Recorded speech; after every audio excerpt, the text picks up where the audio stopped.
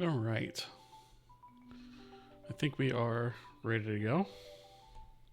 Hello, everybody, and welcome back to the stream. Hope everybody is doing well tonight.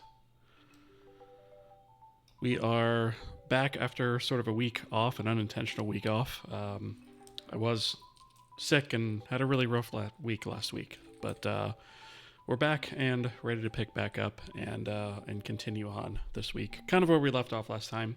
I do have a couple things that I want to go over that I was able to do sort of in that downtime before we jump back into UI, but the main plan is to just kind of continue our implementation with the UI tonight. So we're starting a little bit later than I wanted to tonight. I was hoping to start at 8, but I ran into some technical issues, of course.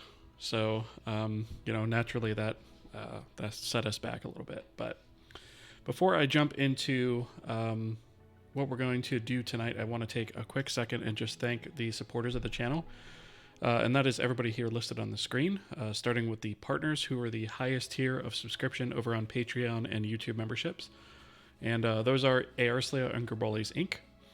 I'd also like to thank all the other supporters listed here on the screen. Those are the other tiers of support over on Patreon, as well as Twitch subscriptions. So thank you guys very much for your support. I hope it goes without saying, but I also really appreciate all of you viewers out there who are following along with the series either here or on YouTube. Of course, without you guys, none of this would be possible. So thank you very much for your support there. All right, so where we left off last time was we were basically implementing some more UI stuff. But I didn't really want to do too much more of that off camera. So what I decided to do was kind of tackle a few technical items. And I've kind of just done that in a branch that I called refactor IDs geometry, but it wound up being a little bit more than that. So what we're going to do is just kind of step through, the files changed, which this says 48. It's a lot of files, but not all of that is necessarily stuff that we care about, right? That's not where most of the large changes are. A lot of these are actually implementing a singular change that we made to our identifier system. So our identifier system basically before was just you were essentially given the owner or a pointer to an owner object, and it would essentially just return to you a U32, which was basically based on an internal counter that just kept incrementing. And that was fine for the short term, but the problem with that is it wasn't really unique, and there was no way to sort of serialize or deserialize that data in a reliable manner. And so what we've gone ahead and done is refactored this a little bit just to make it a little bit better and more robust of an implementation. So an identifier is now no longer just a U32. It is actually a structure that contains a U64. And this is actually a globally unique number now. And it is randomly generated. And so I created it as a struct simply so that if for some reason we ever wanted to attach maybe debug information to this or something like that, we could very easily do that versus using just a basic type like just a number by itself. It's not necessarily as easily done, right? And so that makes it a little bit extendable.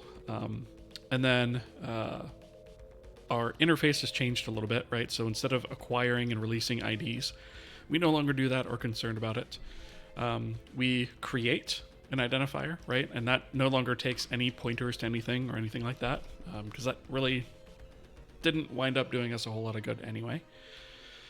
And so we create an identifier by calling this. We generate it internally, and we'll get to the implementation here in a second. And then we return it. And then the other thing that we have is we no longer have a release because we don't care about that. These things are globally unique. They only take a single number, right? We don't need to hold on to pointers for anything, things like that. So the other thing is just another creation method that we have, which is identifier from U64. So this will be useful for when we go to save out or serialize rather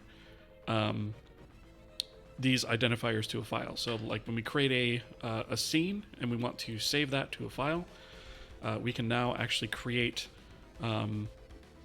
we can save off that identifier to the file, and then when we load up the file, we can actually reload that identifier through here and create a identifier that way, right? And so how do we guarantee that these numbers are unique?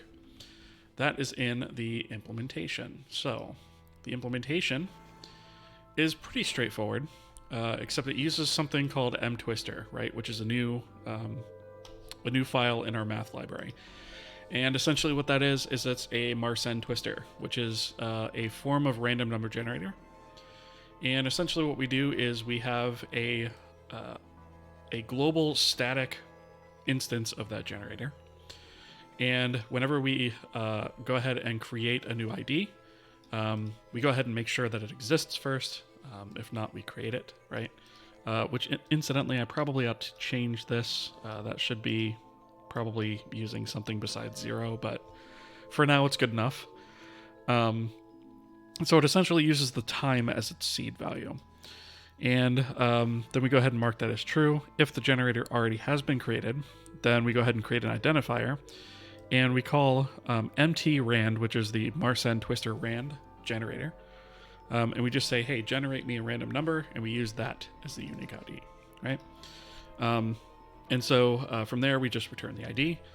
And then the other half of it is we literally just pass in, we take in the passed in U64 and save that off as a unique ID. So whenever we're deserializing, we'll use this one. Whenever we are creating a new object, we'll use this one here, right? And so that is one of the major changes that we made. And that is powered by this mtwister.h. And this is based off an implementation that already exists. And you guys will see why I chose to do that later, because random number generators are actually something that gets fairly complicated. And it's, I suppose, something we could have implemented on stream, but I didn't see a whole lot of value in it, right? However, I did thoroughly comment the code, so if you guys are interested in the implementation, you can feel free to jump in. So what we're looking at here is we basically have a creation where we take in a seed value to create a random number generator. It returns that state. That state basically keeps track of what's been generated. And then we have a generate method, and we have a generate double, essentially, right? So we can generate a U64, or we can translate that into a float if we want to for some reason. Okay. And so again, on the surface, not too much complexity here, but if we look at the implementation, it is quite a bit more complex, right?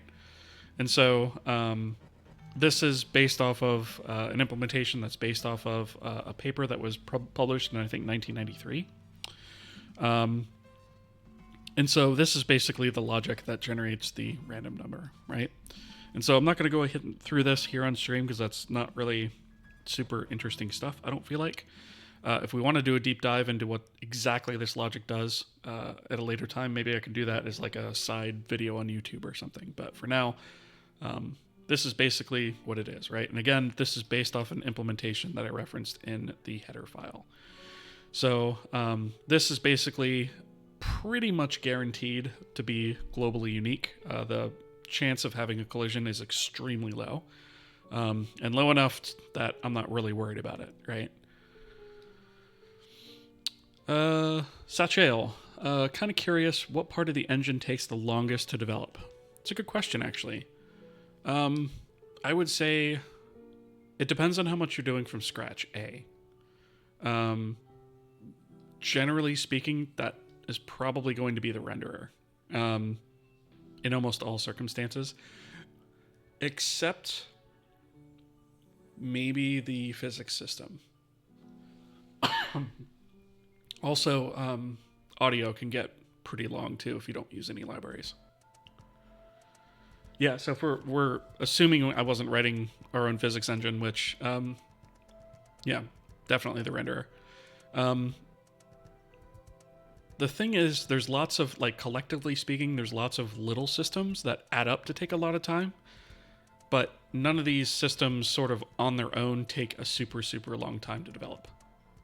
Maybe UI would also come in there somewhere if you were writing it from scratch. Obviously, if you're using like IMGUI or something like that, that's already done. But like if you're writing one on your own, that's probably another section that takes a really long time is UI. Vigilaire, hello. Welcome.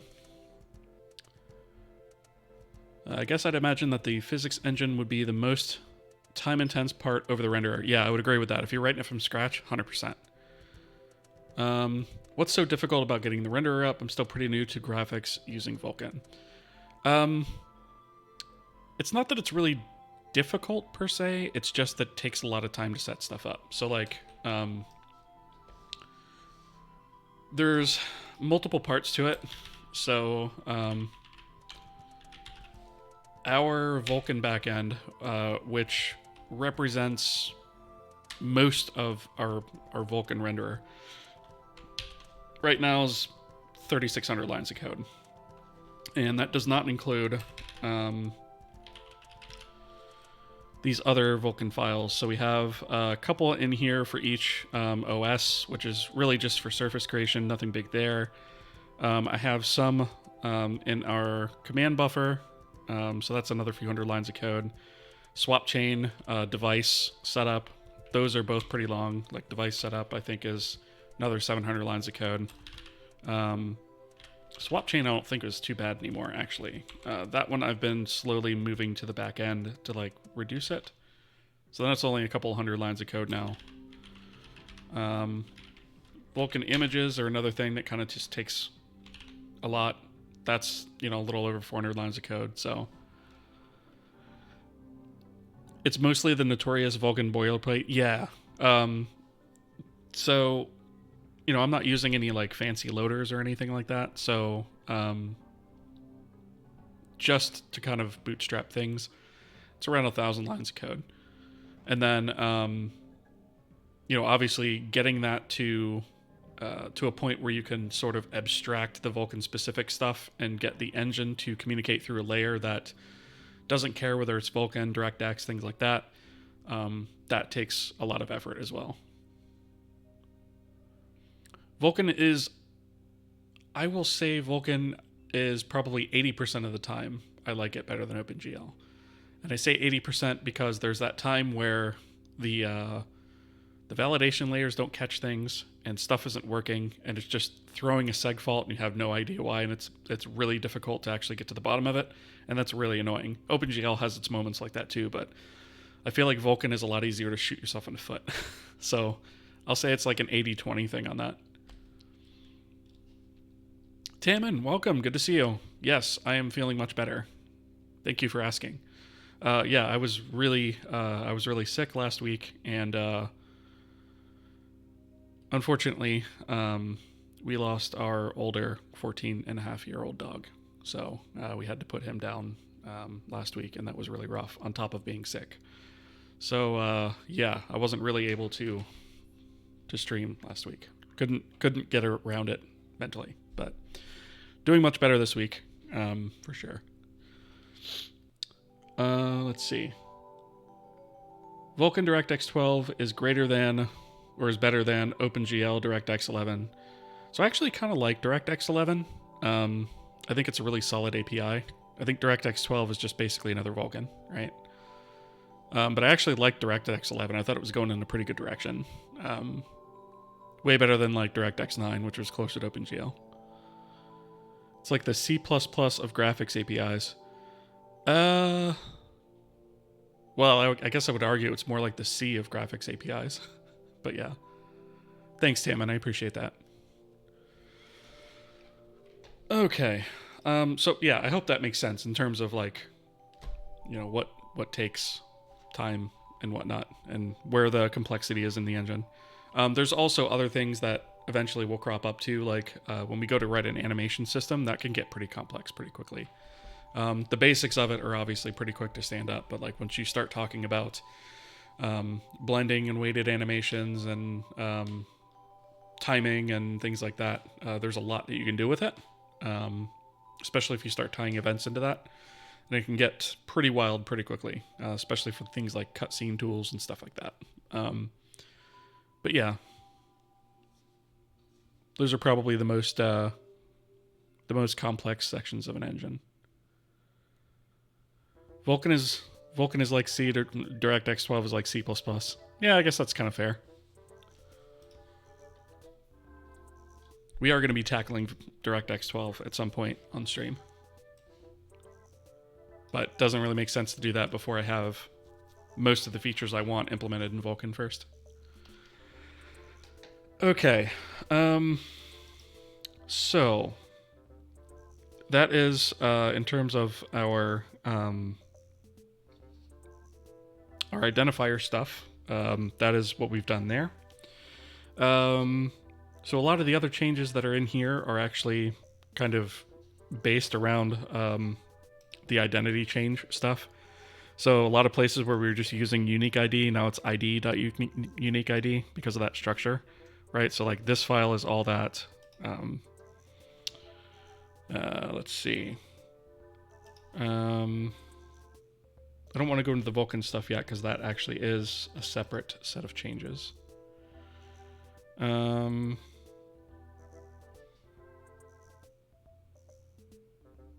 Yeah, I think this...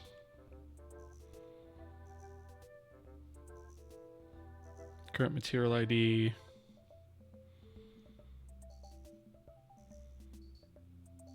Oh, okay. This is actually kind of another small optimization that I put in place. So I hold on to, as we're executing our scene pass, I hold on to what the current material ID is. And I just run a quick check to say, hey, has the material ID changed from this to the last time we rendered a material? If it has, then go ahead and do this stuff. But if it hasn't, we don't actually need to do this stuff, right? And so we can save a little bit on some calls to the graphics API by doing that. And the other flip side of this is when we prepare the data, we actually do a little bit of sorting by material ID so that we can actually do this. So that way when we're rendering our geometries, we can say, okay, well, these 10 geometries use the same material, so let's group them together and render them. And we can, avoid some calls to rebinding the material unnecessarily, right? So that's what that is about. Let's see. This game keybinds, I changed a couple debugs to kinfos. I'll explain why I did that in a bit. Just trying to sort of jump around here and get some of the big things. I think all of these debug shapes, these are all identity or identifier stuff. So those are all changes having to do with that, I believe. Yep. So that's those. The other thing that we did in platform was we actually added something that we're going to need in the UI system pretty shortly, called device pixel ratio. And any of you that have done any amount of web development might understand what this is based off of what the browser gives you, but we needed something similar in here. So depending on the pixel density of the display that you're currently using, like the monitor that I'm on here is a 4K monitor, for example, but I have other monitors here that are just 1080p. And so the pixel density ratio on the 4K is much more dense, right? It's just higher. And generally speaking, you can actually calculate what that device pixel ratio is based on some calls to the OS. And so I kind of implemented some of that stuff off the screen just because it was a little bit easier to do and then kind of explain after the fact. And so that's what this stuff is. So we have this platform device pixel ratio. Your default would be 1. And then for something that's a high definition device, it'd be 2 or maybe 3 in some cases. Or I think there might even be some out there that are 4 in these days. But yeah, so that is basically the entry point for that. We're going to be using that in the UI rather to scale elements, right? And the reason we need to do that is because if you have a higher pixel density on a display, everything's going to show up real tiny, right? So like if we were to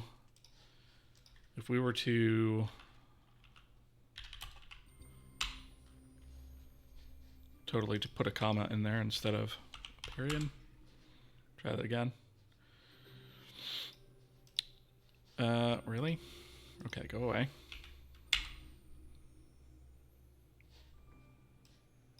Okay. I don't know why it's doing this. Don't save. All right. So if we run this real quick, I'll show you guys an example of what I mean. Right? So if I blow this up, see how this text is really small? Right? And everything's really spread out. But if we look at, you know, VS Code, for example, everything's kind of scaled up a little bit, right? Everything's a little bit more clear, more crisp, because it's able to use that extra resolution to get a little bit more definition out of all these controls, right? And so that's kind of the idea that we're going to utilize behind this, right? And so where did that go? Where did my window go? There it is. So that's kind of what we're going to use. We're going to use that as sort of a scaling factor when we're drawing the UI, right? Let me catch up with the comments here. Trash Can, hey, how's it going? Welcome. Kind of weird to mention, you're not going to lie. Hey, Trash, haha. This is kind of funny. You wish you'd change your user, but it feels like a good username, I guess. Yeah, if you're used to it, you're used to it, right? Isn't there a formula to calculate font size from DPI? I thought FreeType had something like that in their tutorial, as opposed to just a straight 2x multiplier, for example. So DPI essentially is what we're using to calculate this, right?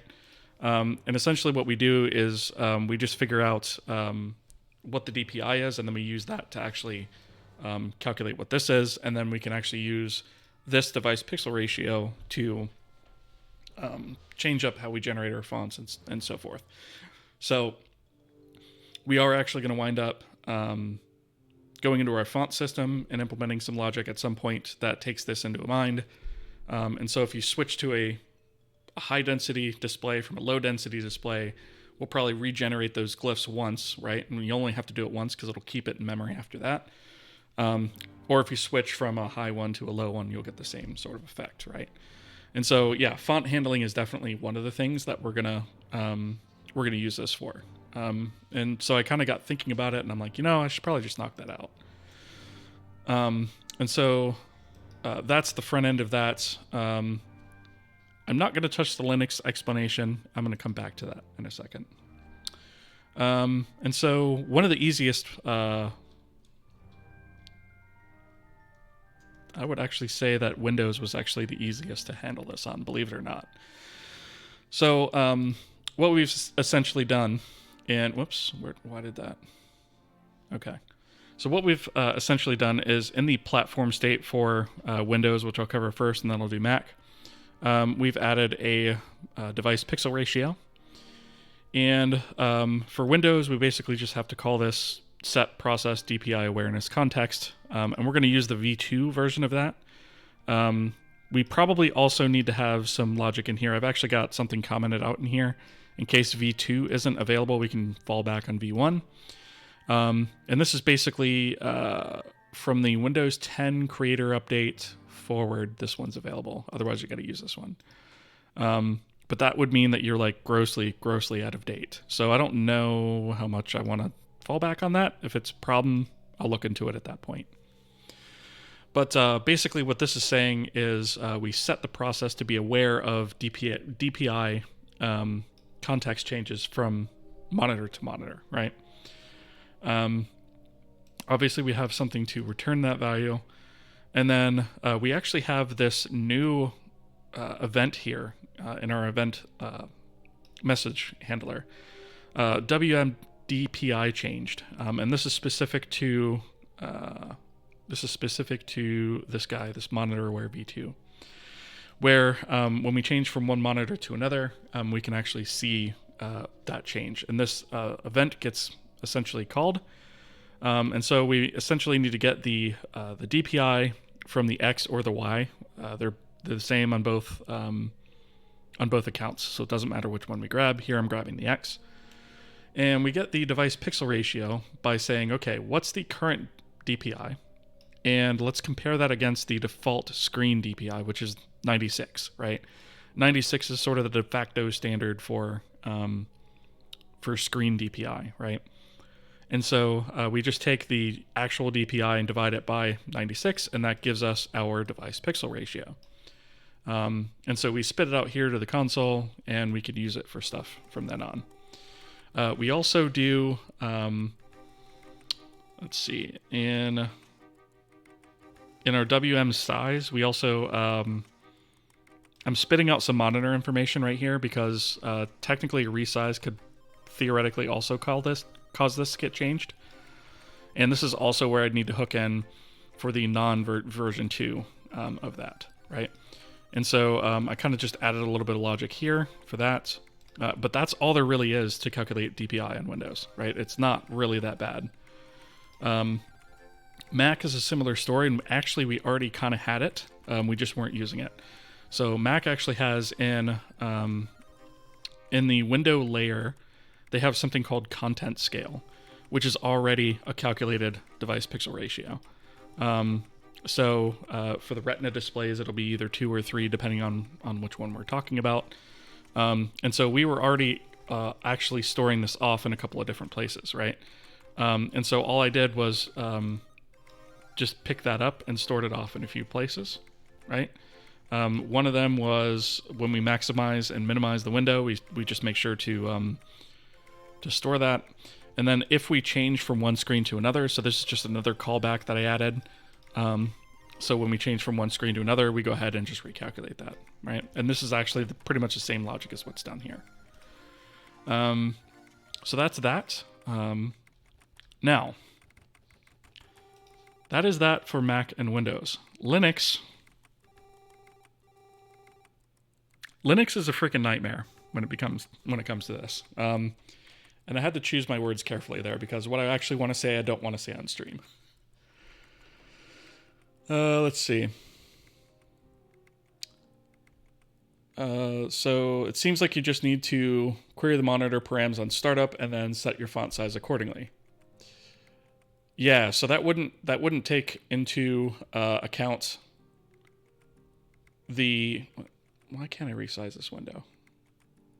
Twitch, you suck. All right. So basically, doing it only on startup wouldn't account for me taking it and moving it from one monitor to another. Or switching screens during gameplay. We always need to be able to do that dynamically, right? So it is already done on startup for us.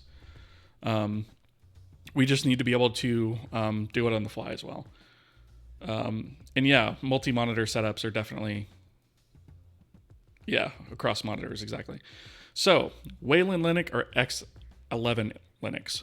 X11 Linux is what I'm talking about. I haven't tried Wayland yet, but that's coming, I think. So, all right, so we're going to have ads here in a second. So I'm going to hold off on this conversation for like 2 minutes while ads are displaying, and then we'll come back and we'll kind of jump into it. Because I did a lot of playing around with this, trying to get it to work on X, and yeah. I did a lot of what in the hell? That. So, yeah. All right, so we've got ads, so we will be right back.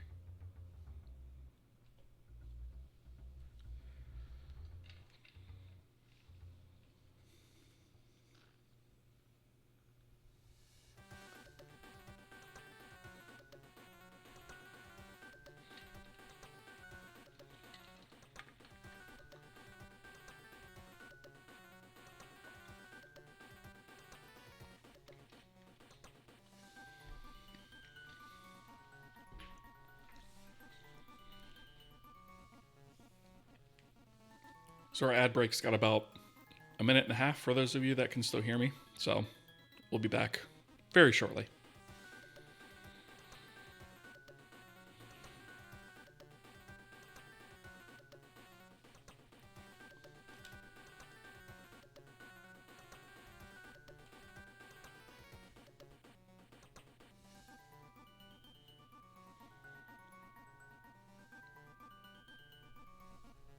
Didn't they always say something in MST 3K when ads were incoming?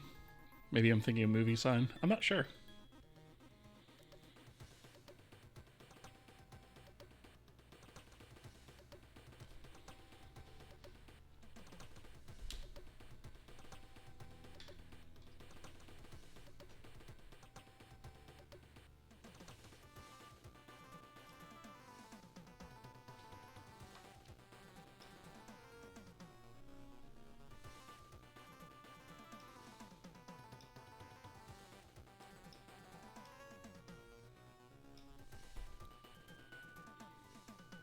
Got about 30 seconds left on ads and we'll continue.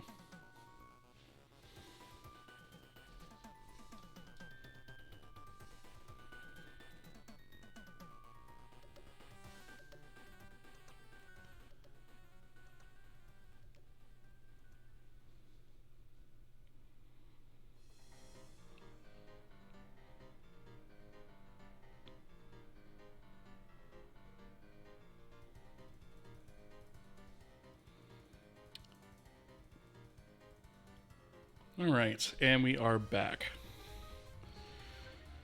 Okay, so, nightmare either way, I suppose. Yes. All right. So, without sort of jumping up here, and I'm not going to like step through all the code because I basically left a comment here with a big fat explanation and some of the stuff that I've tried, right? And I decided to leave this here for research purposes so I can circle back to it at some point. But this is all having to do with X, right? I've not looked into Wayland at all. So far, our Linux platform layer is purely X, right?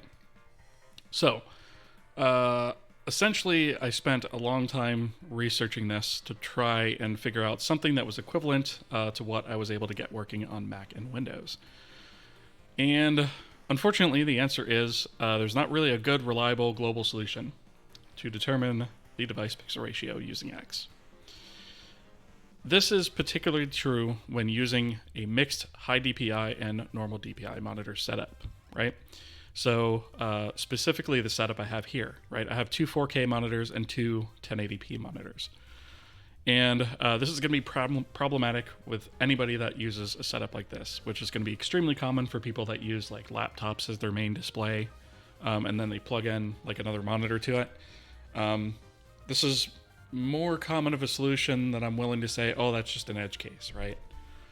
And so basically the way that you would do this, if you look at the APIs and the way that they work, is you basically have this output info structure that gives you the millimeter width and height of your particular display, which should be awesome, right? Should be reading it directly from the display's information itself and reporting that to you. And okay, if you have that, you can take that, convert it to inches, right? And then figure out what the overall size of that particular screen is in terms of resolution. Do a quick division, and bam, you should have your DPI, right? That's kind of the way that I approach this. The problem is the millimeter width and the millimeter height that's reported are lies. They're completely wrong. And it is deeply disappointing. It was basically telling me that all my monitors, which are actually some of which are kind of different sizes, right? My 4K monitors are 28 inches and my 1080p monitors are 27 inches. And it was telling me they were the same amount, and that amount came out to 23 inches, right? Which is completely wrong. Like, it's just not correct. And their solution to this is to have the user go in and set that data themselves. Now, I don't know about you, but I refuse to write any sort of application that relies on the user to configure anything in terms of something like that, especially when you're talking games, right? That just makes no sense. And so not only does it lie about that, but it's very, very strange to actually get that output info in the first place, and that's not even always correct. And so I basically was just banging my head against this, right? Trying to figure out how to get this to work. There was another thing that you can use, a query string that you can use. Where was it? I think it was in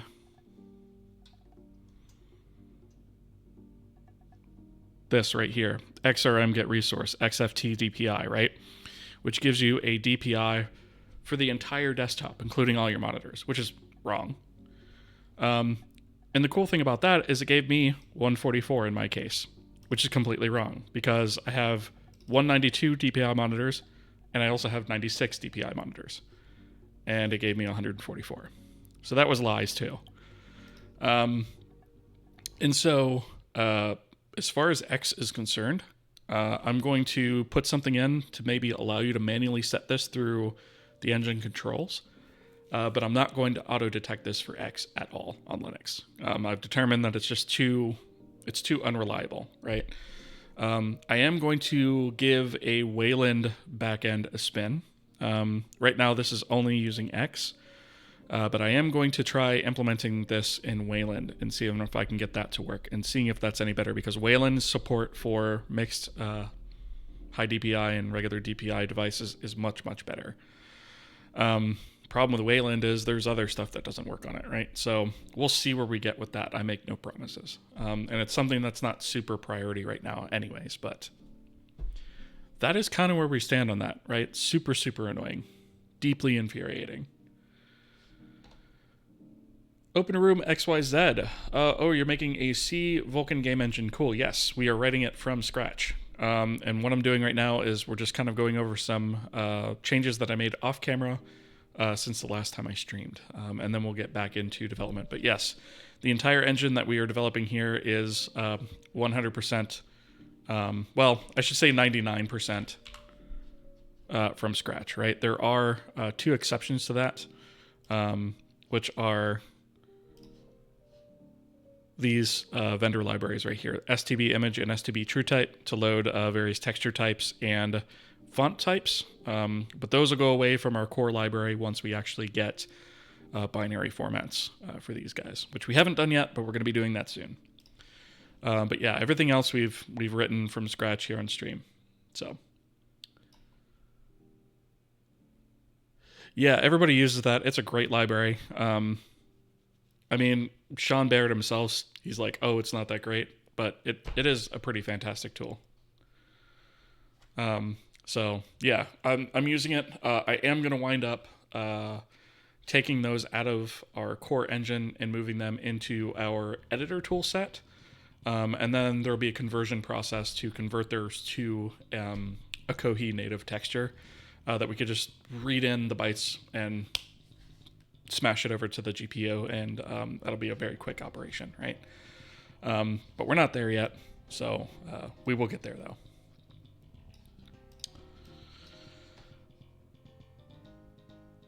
Let's see. I think some of those so-called monitor dimensions are just back calculated, assuming a 96 DPI.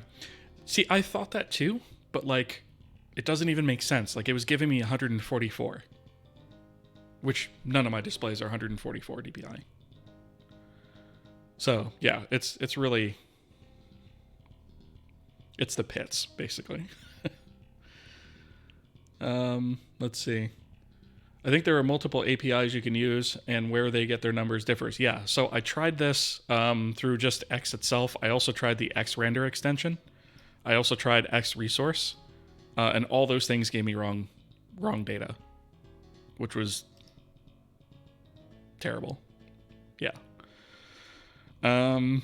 So yeah, that's where we stand on that. So I might support it on Wayland if I can get it to work properly. What does xrender give you as output? So xrender gave me the wrong... well, xrender gives me the correct resolution of the display, right? So that was good. I could extract each monitor's resolution from that. But the problem was it gave me the device's millimeters in width and height, it gave that wrong to me. And the problem is I need that to determine what the DPI is. And it was giving me sort of, it almost seemed like a hard-coded value because it was giving me the same value for all 4 devices. So, welcome, by the way, Captain Fubar. First time chat. Welcome, welcome. Let's see. Where did you learn how to do all these things in Vulkan? So I've written a number of renderers in OpenGL, so I understood a lot of the underlying concepts. And then I read the Vulkan spec, and then I read tutorials on it, and then I read the Vulkan spec again, and then I looked at more tutorials on it, and then I read the Vulkan spec again, and then I wrote a renderer, and then I read the Vulkan spec again, and then I threw that renderer out, and I read the Vulkan spec again, and then I wrote another renderer, and then I threw that out and read the Vulkan spec again. And yeah, basically, I wrote probably 10 different renderers in Vulkan before actually attempting this one. Hasn't X11 stopped being maintained? I think for the most part, yeah. It's mostly like extensions and stuff that are maintained, but everybody still freaking uses it. I'm still using it now because Wayland doesn't correctly run some stuff, especially if you're running NVIDIA cards, which is really annoying. So you're saying I'm just going to throw this render out?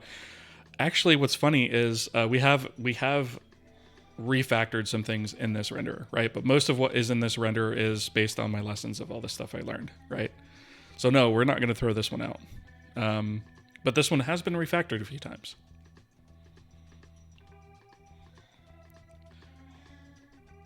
The Vulkan spec is literally open in another tab here. Coincidence? Yeah, I always have it open too. If I'm doing Vulkan stuff, I've always got it open on probably 3 or 4 tabs.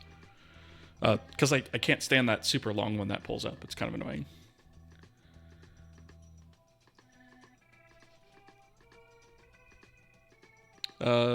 Did you write the Win32 handling as well?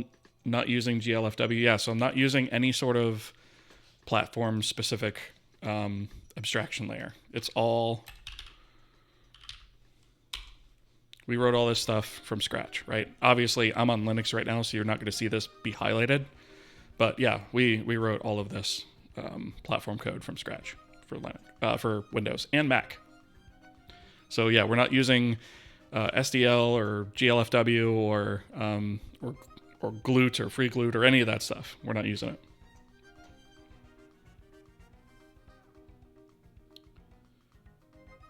Let's see.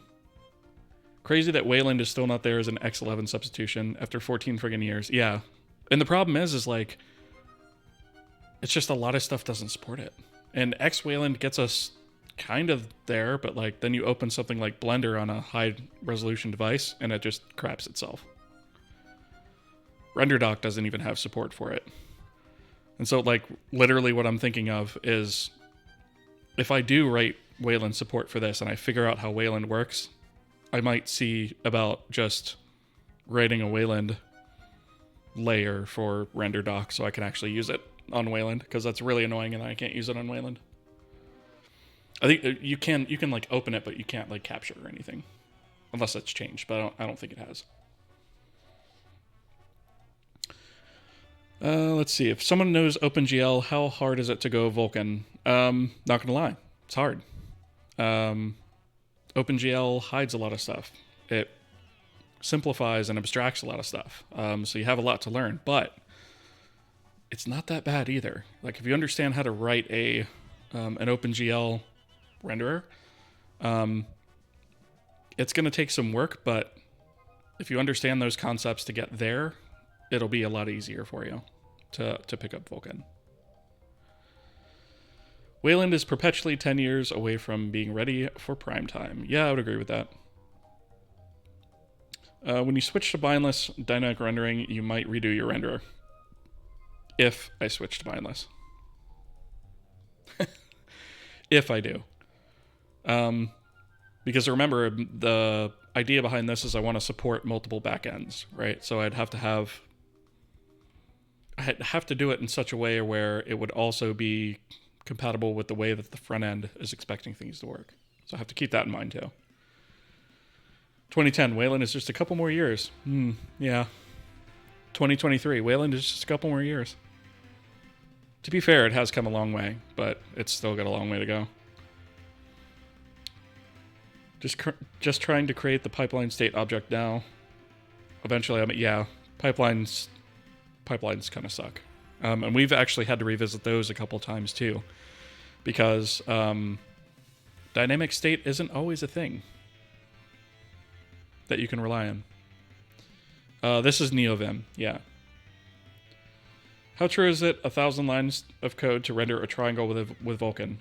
I would say that's pretty true. I think you can do it probably closer to 700 lines if you don't have a texture. But, yeah. It depends. It depends on how much crap you hard code versus making it flexible.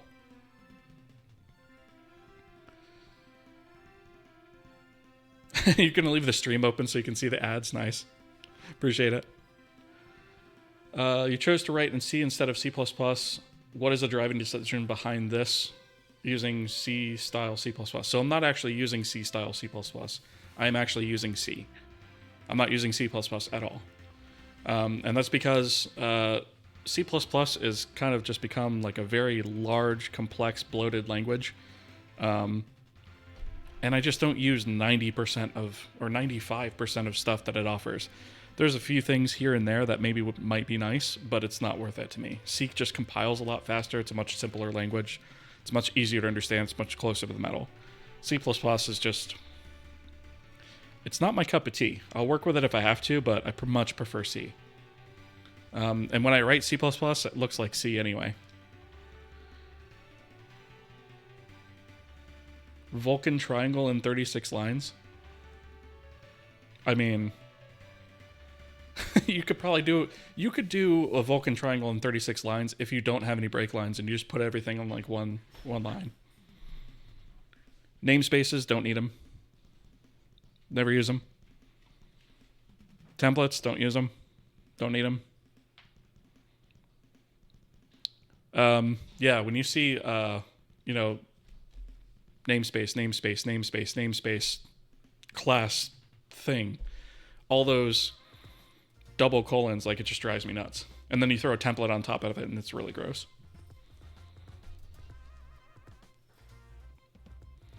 Having a similar issue, my C++ looks more like C than modern C++, but like namespaces. Yeah, fair enough. One big line of code, exactly, yeah. Templates would be nice in C.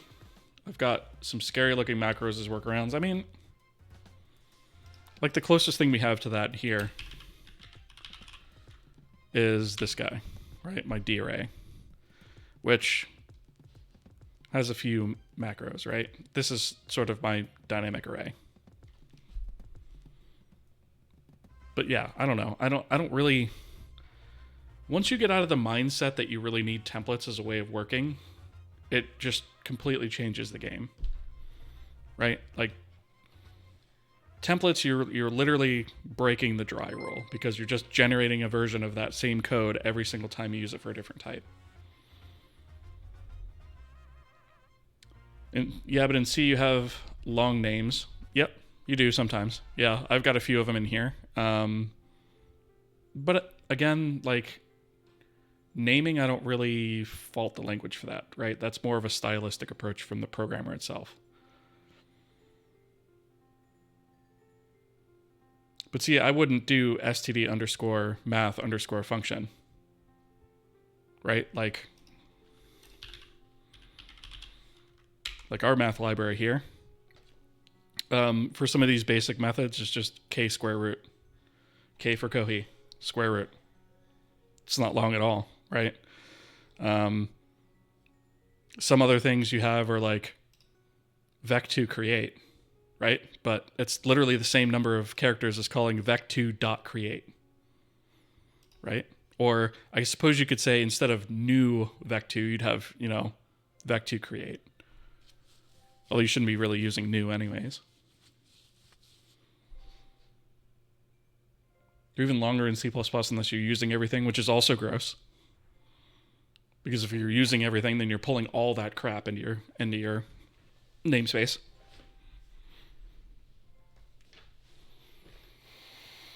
Yeah.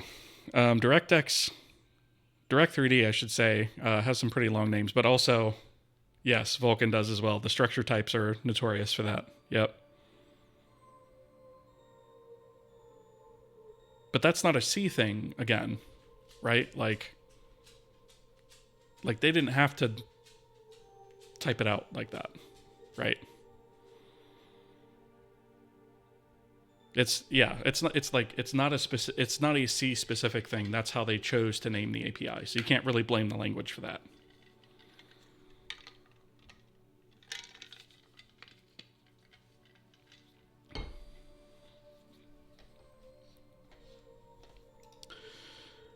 Okay. All right. So where were we? Going through this. Probably need to finish this up, right? Okay. So we've talked about that. Most of these other geometry utils things are all identifier stuff. That was a formatting change. One thing that I went ahead and did is I also fixed the way that the engine versioning works to actually work now. So I moved the engine reporting into the systems manager out of the engine.c because it needed to happen directly after we stand up our logger so that we actually get it as written out as the first thing, right? And so we just move that there. This looks like all formatting stuff. Oh, I fixed... one other thing I did in this pass was actually fixed debug and release builds to actually be proper debug and release builds using the proper compiler optimization levels and things like that.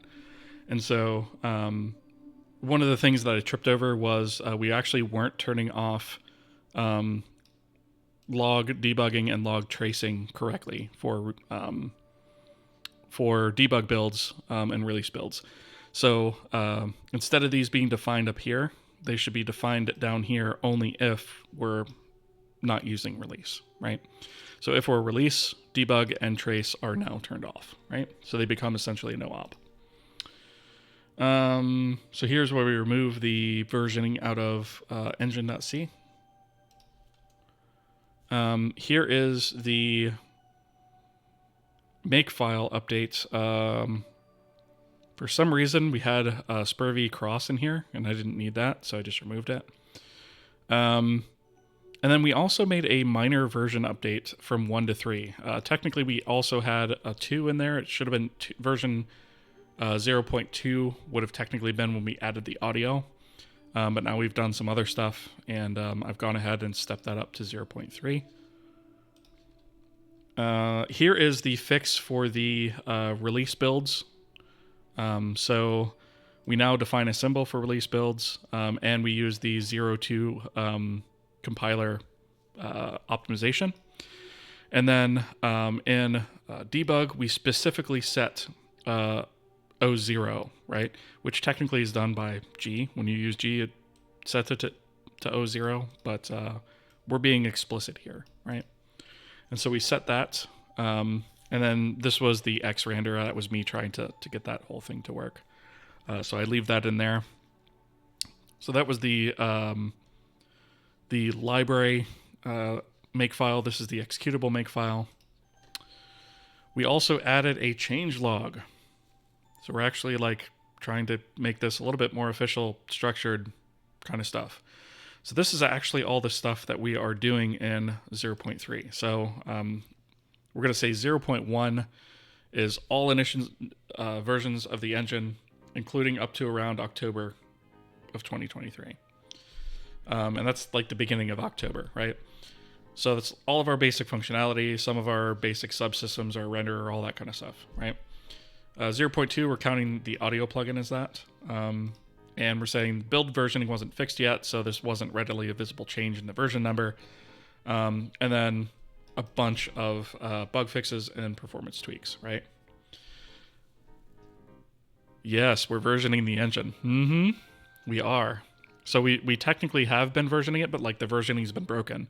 But now every time you build, you get a new version of the engine. So we essentially run a version executable, which is called version gen, which has been in here for a long time, right? And this just basically uses the current day of the year and the current time to generate the build and revision numbers, right?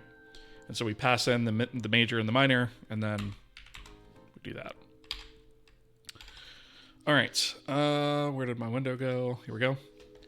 So this is basically all the stuff that we've put in here, right? So we fixed the build process, release builds properly, make no ops out of ktrace and debug. We've already gone over that. Compiler optimizations, we've already gone over that. Let's see. So this is the only change I haven't really covered, I believe. So basically, we took all of the geometry logic and tracking from the renderer backend and moved it to the renderer front end, because there's zero reason for the Vulkan backend to have to care about internal instance IDs anymore, right? We removed a lot of the stuff before that required that, and we only had really two properties that were holding on to that in the back end. And so those things were moved back to the front end where they should have been in the first place. And so we were able to remove a whole bunch of logic from the back end, which we'll see. And so we also moved the geometry, vertex, and index buffers from the back end to the front end, right? So the front end is where they should have been in the first place. Now that's where they live. And then we removed the concept of geometry internal data. So there's no longer any reason to have any graphics API specific data. Geometry itself now manages the concept of index and vertex buffer offsets. So that was the only thing that was in the back end. Now it's in the front end. We talked about versioning. We overhauled the implementation of identifiers. We already gone over that. Anything using unique ID is now using refactored identifiers. We went over that. We did a couple fixes to the scene by handling the unloading state in testbed lib. So we'll go over that really quickly as well. We fixed a state checking issue in the simple scene updates to trigger an unload and return if an unload has been requested. We added device pixel ratio logic for Windows and Mac OS. And we also added an event handler for monitor changing on Mac OS. And so we've been over most of that stuff, so let's hit the last couple of things. Also, in the VS Code tasks, we now have instead of build everything, we have a build everything debug now, and a build everything release. So the build everything that was there is now the debug version of that. It's basically exactly what it was doing before. And the build release now builds a release build by passing in the release flag everywhere, right? So now we have that for you VS Code users. So the renderer front end, this is where we have moved the render buffers, the geometry, vertex, and index buffer. We've moved those to the front end. And then here in renderer types, we can see here in the renderer plugin, we've removed all of this geometry logic, right? So these are the function pointers for those, and you'll see those removed in the back end as well. So we remove that. All these debug things are all the identifier stuff, so we can collapse those down. Mesh is just another update there. Resource types. So let's see, the texture map, instead of holding internal data, a pointer to internal data, now just holds an internal ID. And then we just reference that, we use that as an index and an internal array for quicker lookups, right? So no need to have all these allocations for this stuff all over the place. Okay, so the other thing here is in our geometry structure, this is kind of the fallout of what we were talking about before. So we remove the internal ID from that because we don't need that anymore. And now we hold the vertex buffer offset and the index buffer offset on the geometry object itself. And the mesh now no longer has a unique ID, it has an identifier ID, right? So there's that. Skybox was doing a zero memory here at the end of destroy and shouldn't have been. And a little bit more context on that. The reason for that is because we actually set, in this unload, we actually set the instance ID to invalid ID, right? So if we immediately zero it out after that, it's like, hey, this isn't unloaded, and that was causing an issue. So there's that. Terrain was mostly identifier stuff, I believe. Yep. So nothing major there. UI text, again, identifiers. Geometry system, we removed all those internal ID references out of the code, right? So that's just removing those. The job system, let's see, we just added a bit of debugging here. What did we... Right, instead of using the thread ID from up here, we just kind of did that in line. That's all that was. Let's see. So version, obviously this updates now manually. So every time I have another change, this number is going to change, right? So we can see it instead of 0.1, we're 0.3, etc. Simple scene. So this was the simple scene updates I was talking about. So when we do an unload, we set the state to unloading, right?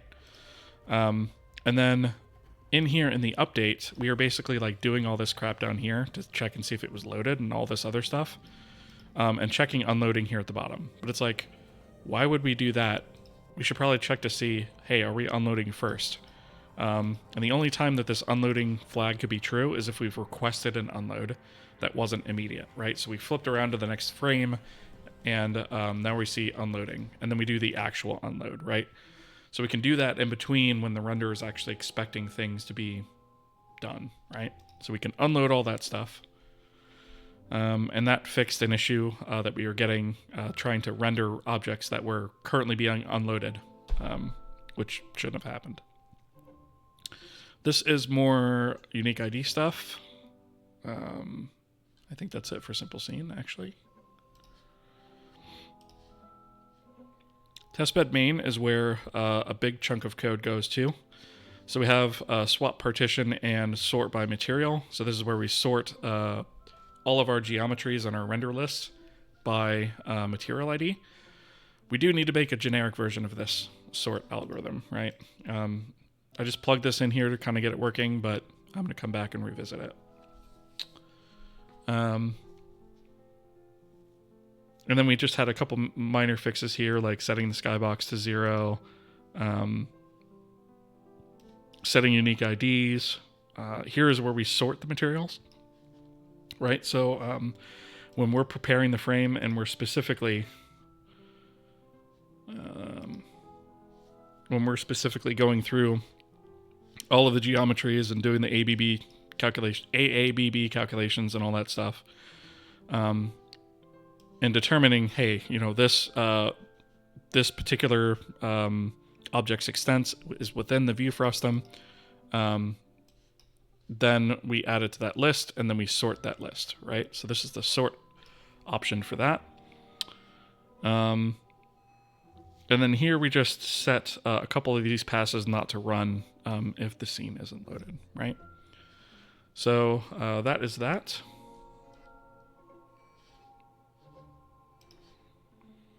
And Vulkan backend is mostly deleted code, right? So we've removed these buffers out of the backend. They no longer are there.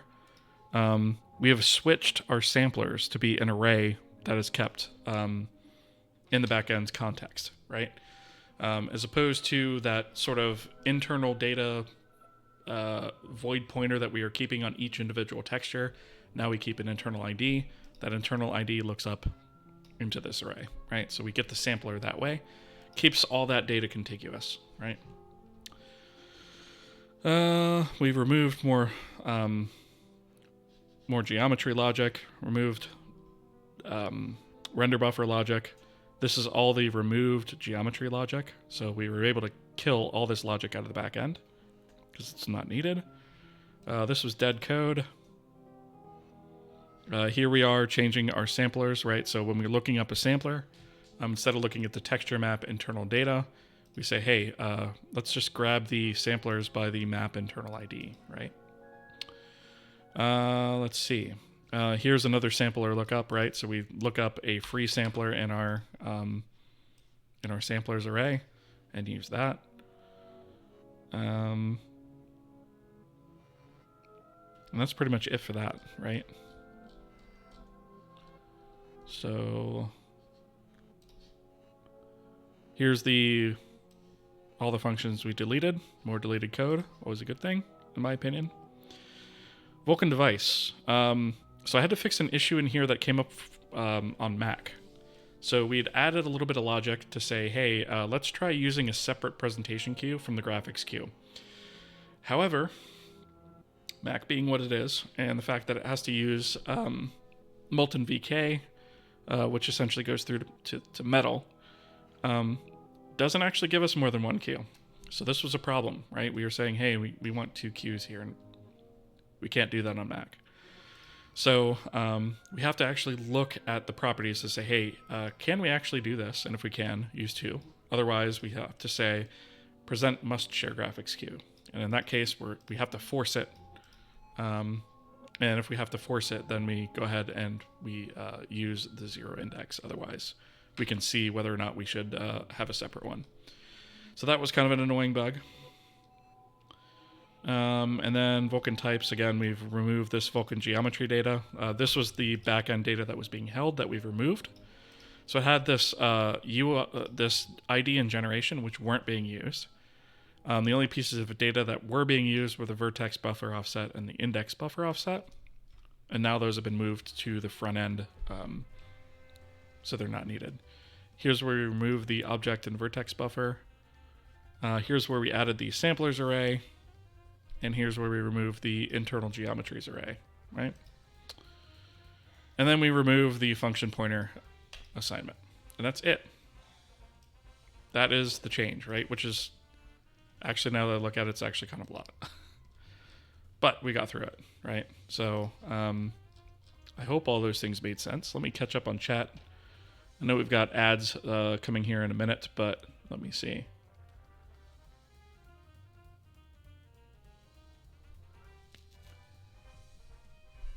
You're confused that vector2create is not an undefined behavior. How so?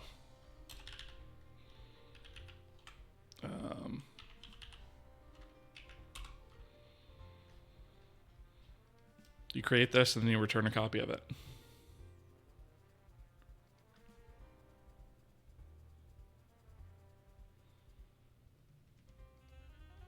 Yeah, it just returns by value. Yep. Copies are not undefined behavior. Yep, exactly. Also, bear in mind these are inline, right?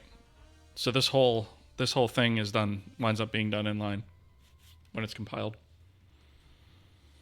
So it's basically the same as just calling this directly at the calling point.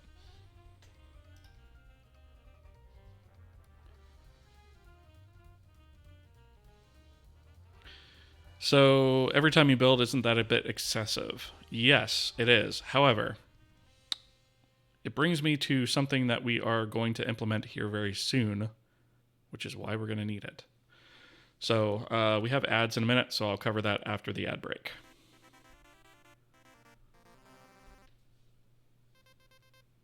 What's your opinion on what should be exposed? Oh, okay, ads. We will be back in 2 minutes.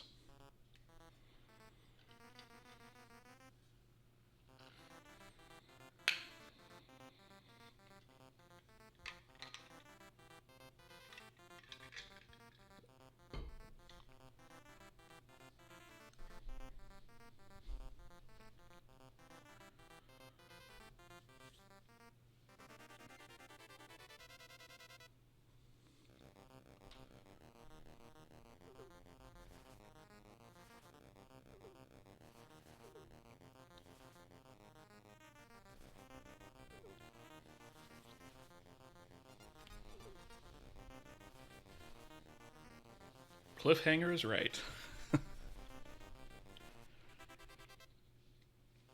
We only got a minute left, though.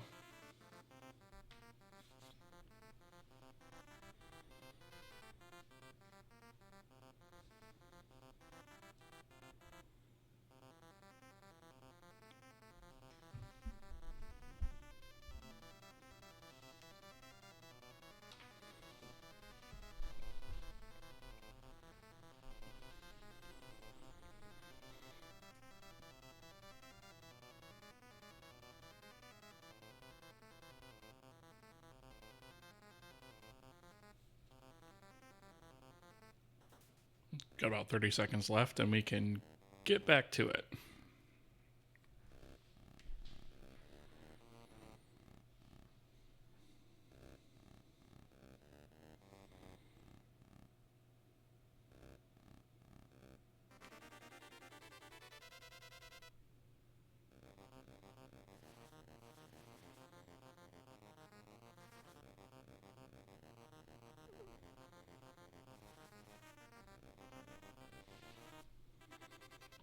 All right, we are back. So I'm going to answer your first question first, Tammin, and then I'll circle back to the second thing. So about the versioning every time we build, isn't it a bit excessive? Maybe, but it's a quick process that doesn't take very long. The reason we're doing that is because we are going to be setting up continuous integration. Couldn't think of the term there for a second. And basically what that means is every time code winds up getting merged, we're going to run a build process. And that eventually is going to trigger a release, that same process, right? Is going to trigger some sort of release that we can do manually, right? So when I say I want to release 0.4, I can click a button and release that version, and that'll spin up a build and kick it off, right? And so the whole idea in having the version generator give me what it does using the time and date, this is not an accident, right? Is because I know exactly from this version number when that build was done. Now, obviously I can go back and look at the history of all the builds, right, and figure that out. But I don't have to do that. I can figure that out straight from the engine itself. Straight from the version number itself, I can actually figure out exactly when that was built, just based off of this number, right? Because there's an algorithm here that gives me the exact time that it was built. And so, us doing it every single time we build code here on our workstations is not really a huge deal, right? It just writes 2 lines of code to an H file as a pre-build process every single time, and it's quick, right? And so yes, it's kind of overkill, but still faster than compiling in C++, put it that way. So yeah, bit excessive, yes, but it's in preparation of something that's coming further down the road. And I mean, I suppose we could split it out so that only the CI builds actually do that, but I could also figure out, based on minor versions, which I probably will be stepping up more often going forward, I can figure out, what was included from one minor build to another. So if somebody's following along with the series, I know exactly where they are in the series. And I can kind of figure it out that way too. So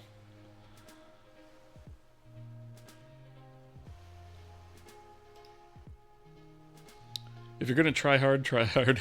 Yep. If you're gonna kill, overkill. Yep. I don't know why it held try hard as like a auto mod thing, but okay. But yeah, that's basically the premise, right? So your second question was, what's your opinion on what should be exposed to the user, someone who's making a game, about the renderer? Should he, she have the ability to submit commands explicitly? So commands are kind of an API specific thing when you think about it, right? Like command buffers and commands are a very Vulkan thing. You don't have that stuff in OpenGL, for example. I can't speak for some of the other APIs, like Metal, because I haven't really looked into it, but that's a fairly renderer specific thing. And so I've chosen not to put that out there on the front end, at least for now. That being said, a lot of the operations that you do should be done, in a particular order based on how things are done on the render backend. So when you start a render pass, right, you're also, there's also some state that gets set along with that. When you end a render pass, there's some state that gets set along with that and some commands that get executed. I don't think it's necessary to like go that granular. It would be, I guess, relatively easy to expose that to the front end, but I just don't see the point of it, right? That being said, I would not, I also wouldn't want to go as coarse-grained as something like do shadows, right? So I would probably have a shadow pass, right? Where we have a render graph pass that calls into the renderer to do the things that the renderer needs to do, using its own resources that it manages and things like that. And so from that level, I think it's up to the application to manage that. But maybe we provide a few examples, for example. Way to go on that explanation. So what I'm thinking is like we provide a few example render graph passes, like a shadow pass, right? Which is something we're going to be doing, obviously. And that's render throw shade. Ooh, you know what? I could name it a throw shade render pass. I might do that, actually. Why not? I might actually do that. But yeah, ultimately it's up to the application as to how stuff gets rendered, right? So the application is the one that creates their own render graph and makes their own sort of renderer based on the various render commands that they not commands, but I guess functions that they pass, right, and call. So would you expose resources, buffers, and textures and basic functionality, attach render target, switch shader? Yes. So those things are exposed currently. So you can use a shader, right? Because that's a fairly widely known thing to use a shader, right? And you've got all the things that you need to say, hey, has this shader been updated for this particular frame? Without having to know all the render API specific backend stuff, right?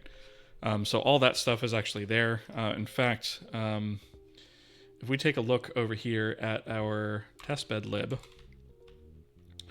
in our passes, let's look at, I guess we could look at scene pass is probably a decent explanation, right? Let me close this guy.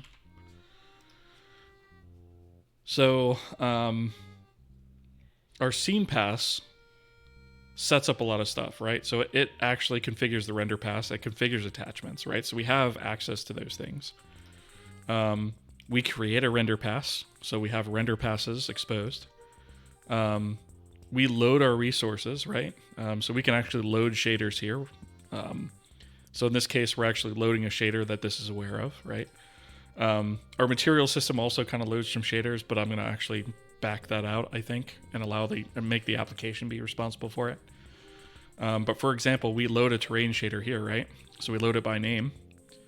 We load the resource, we create the shader, we unload the resource, and then we go ahead and get a pointer to the shader, right? So those are all things that you can do from the front end without having to know how the back end actually does it.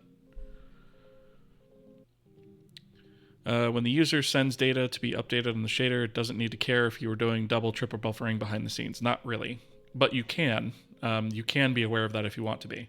So one example of this was, and I have it currently disabled right now, but we also had a pick pass for a little bit, and you can see that in the series. I don't know, it's probably 20, 30 episodes ago at this point. Where we would essentially render each object as sort of a flat silhouette, and use its ID translated to an RGB value to figure out per pixel clicking, or picking, right? Pixel perfect picking. but we would only do that on every third frame. So we would actually say, okay, well, what buffer frame index are we on? We have that information as well. So if you're using double buffering or triple buffering or none at all, you can actually query all that information from the renderer and get that. And you can say, okay, well, I only actually want to perform this type of action on every third frame, right? And so you only actually render that out every third frame, and then when you click, you just compare it against whatever you currently have rendered in that texture resource. Let's see. So yeah, I think that, I hope that makes sense. And all of this stuff has been covered on stream and in the video tutorials at the very beginning, right? But yeah, that's basically, this is what we wound up with, right? And so when we execute, for example, and this particular pass, I would argue, actually does a little bit too much, but this particular pass begins the render pass, goes through all the terrains, says, okay, well, if we have a terrain, let's use the terrain shader.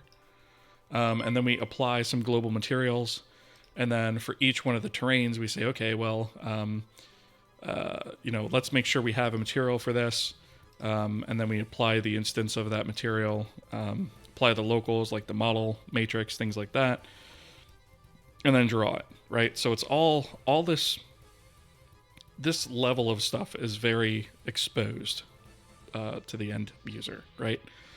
And this is something that a user could do if they wanted to program their own passes. So by the time we get ready to release this engine, we're going to have a bunch of default passes that they can use to set up sort of a default render graph, and that technically they won't even have to touch it, right? Or if they wanted to create their own, they could go in and do that. And so, yeah, this is, it does terrains, then it does static geometries, right? Kind of follows a similar process. And then debug geometries, right? Just uses a different shader again, right? And so that's kind of the way that works. And then it ends the render pass, right? And a render pass is sort of the render graph pass encompasses a render pass typically. Hope that makes sense. All right. So we've already gone through this. I'm going to go ahead and merge this in. Let's see. So these are all the commits I made. And then we'll have, obviously, a changelog to go with that. So,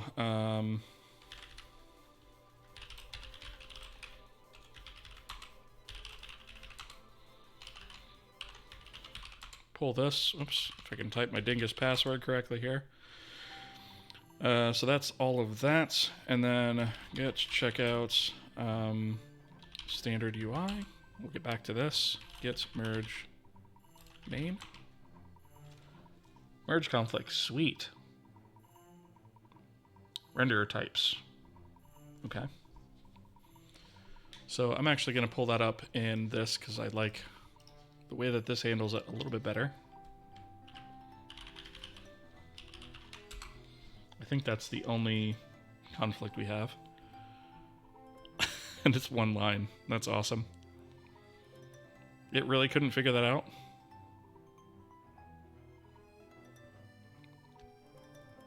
So...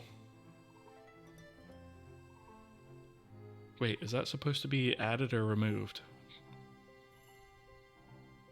It's a U64, so I'm thinking that needs to be added. So we'll do accept incoming change on that. Right.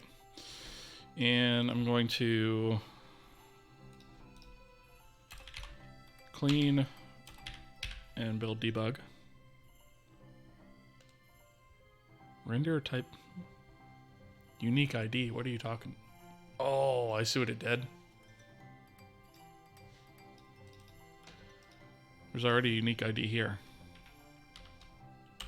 That's probably why I couldn't figure it out. Okay.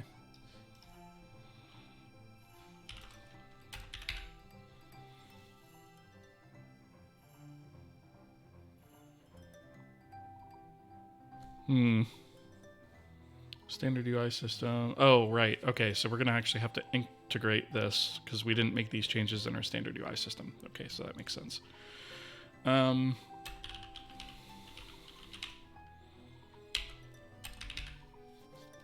Right. So this control shouldn't have a unique ID. It should be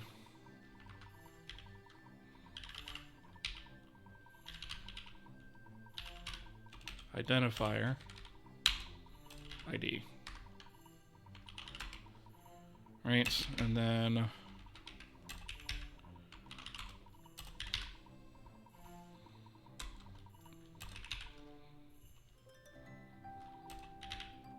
let's see, 392.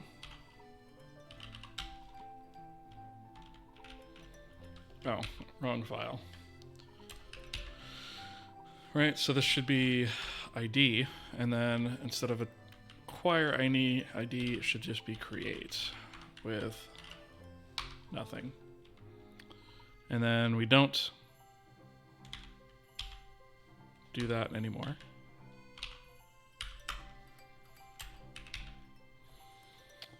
Let's see. So when we render, we want the ID, unique ID. Same thing.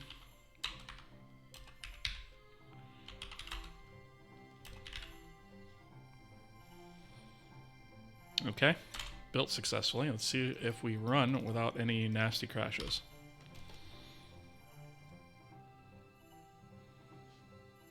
Okay, looks like we're good. Looks like our hover state is working. Our pressed state works. We can drag off of it, drag back on, release, and we get this back. Cool. All right, so it looks like all of that is still working.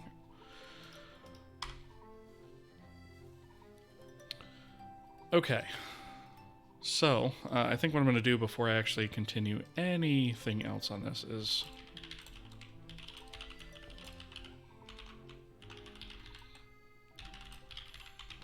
do this. Just so at least you guys have a working version of this as well. Okay, so what is the next thing that we want to do? I think if we take a look at our list of controls, actually, we should probably revisit that, actually. Let's see. Let me just open this up real quick.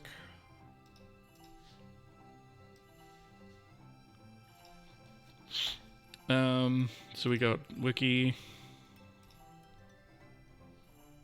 roadmap. So we have the panel done. We haven't done image box yet. I'm not really worried about that just yet. Viewport control, I'm not really too worried about. Rich text control. So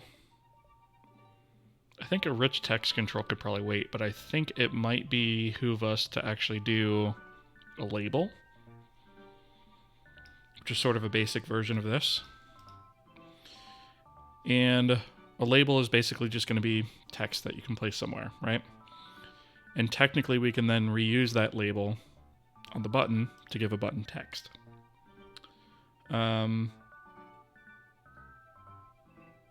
So I think that's probably what we should do next, because we already kind of have some labels more or less made for us. Here and here, right? And this is kind of our image box, right? So I think what we're going to do is we're actually going to refactor this UI text control that we just kind of plopped in there early on. I think we're going to refactor that to be a standard UI object, right? And we'll move that UI text, we'll move that out of the engine. and we'll move it over to the standard UI and we'll rename it as a label, and we'll sort of refactor it and make it work that way. And that way we can actually add this to here as an official UI object that's parented and moving around and stuff like that. That's what makes the most sense to me. So,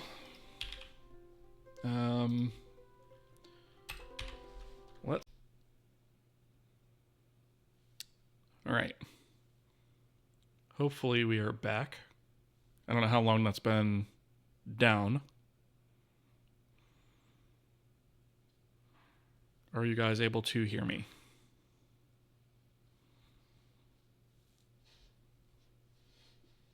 I think we should be up and live. That's like the third time that's happened now. It's really getting annoying. I think there's something going on with the graphics drivers.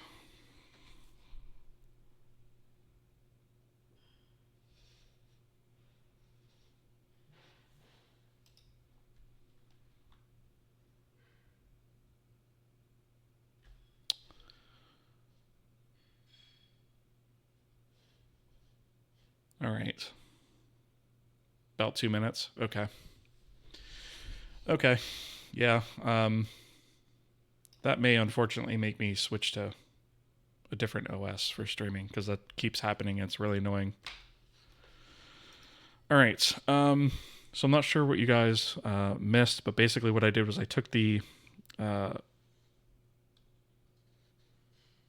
out of resources the UI text and I moved it to our standard UI library, and I'm renaming it to label because we're basically going to refactor this to make it fit the label, right? And so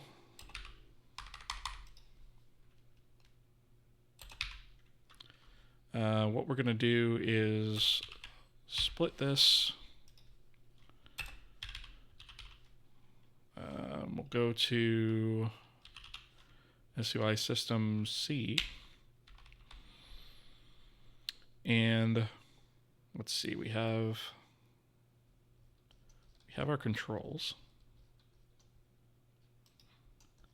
Did I put the states down here along with this stuff? I can't remember exactly where I put it. Yeah, I did. So our internal data is there.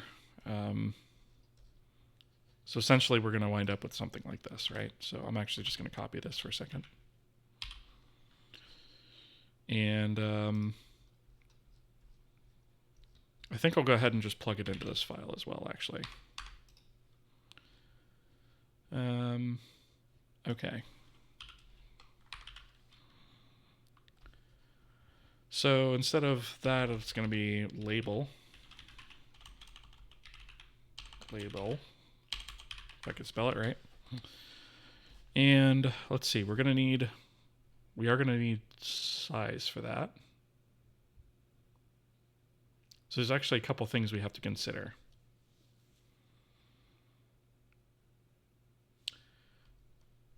So when we're talking text, something we haven't really tackled yet is word wrap, right?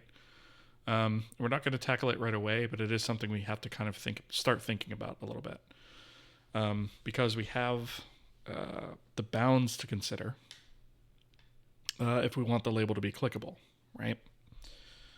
And so I'm probably not going to implement that right away. I'll probably leave it as a to-do, but ultimately we need to determine, like, do we want the size to allow overflowing of text beyond that size, and maybe we only have a certain part of it be clickable, and then maybe it scrolls or something, or do we have something where as it continues to grow outwards, it increases the size of the object,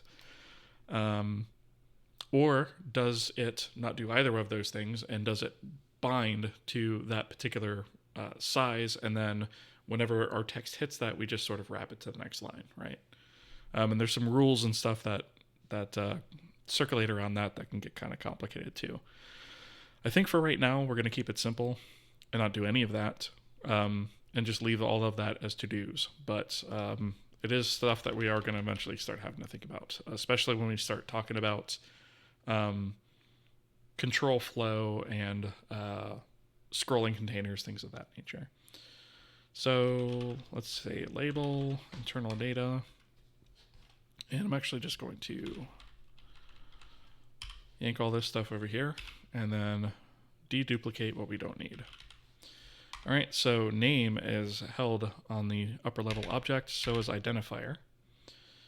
The UI text type, right? That should probably be renamed to like label type, right? And then we should probably expose this as well.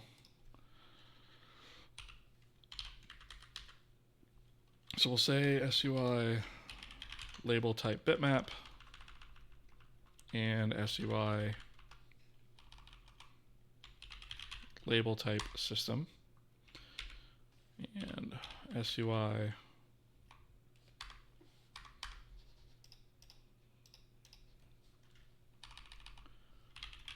label type SUI label type, right?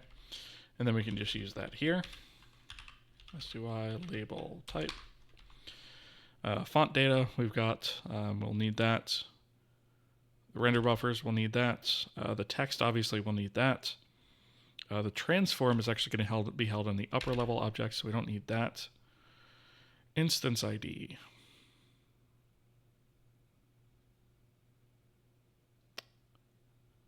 I don't know. Yeah, we probably do need that.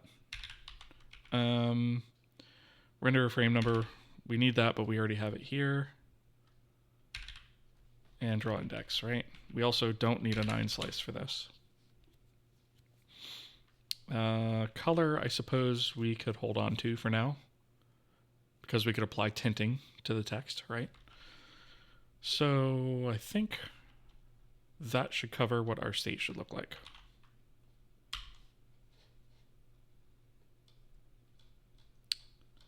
Okay. So I think the next thing that I'm going to do is I'm going to go to panel, actually. And I'm going to use this as sort of my template. So I have a load, and an unload, and then an update, and then a render. Looks like I've actually missed a couple of follows here. So Captain Fubar and Placid Zen, Foci, and Mini Bond Care. I think I pronounced that correctly. Thank you so much for the follow. I appreciate it. Welcome. Let's see. So that should cover everything I need there. So I'm just going to come down here. And we'll just define sort of the life cycle of our object, right? So this is going to be label control. We still want that. We need to change this to SUI label internal data. Okay. This is going to be SUI label data.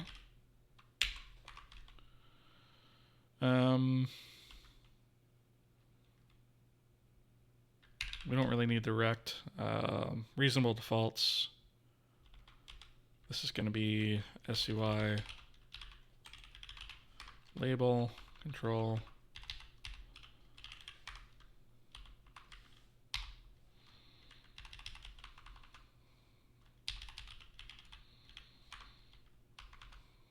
All right, we'll just set these up for now. Okay, so there's that. Label destroy, we'll obviously fill that out later. Label control load. Let's see. We can keep that, but we don't actually need any of this stuff. So we can get rid of that for now.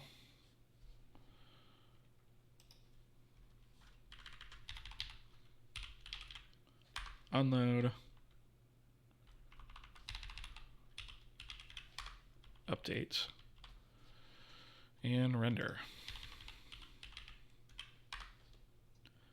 Right, and this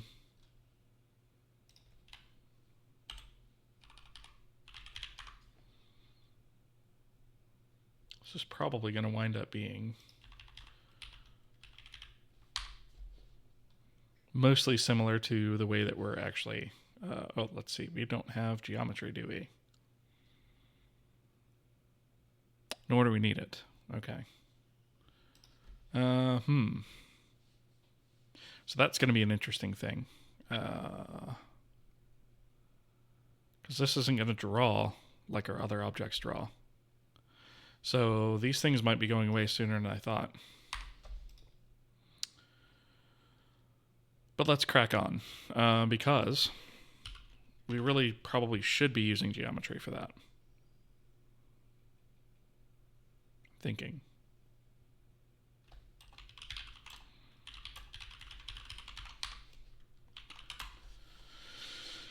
Okay. We probably ought to define these things in the header so that we can at least have our function pointers not screaming at us.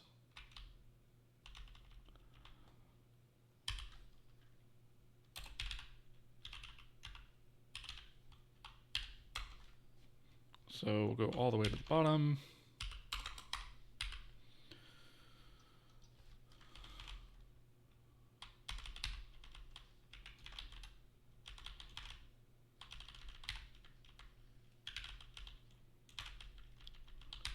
Right.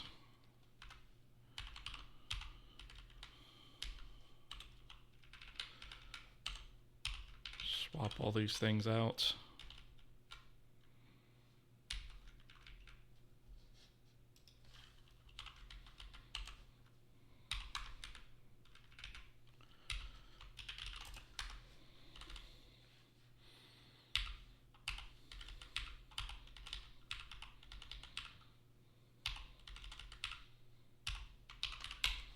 All right.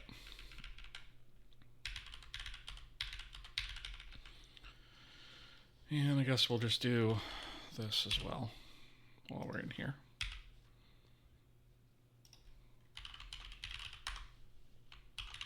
All right, so that's our label control.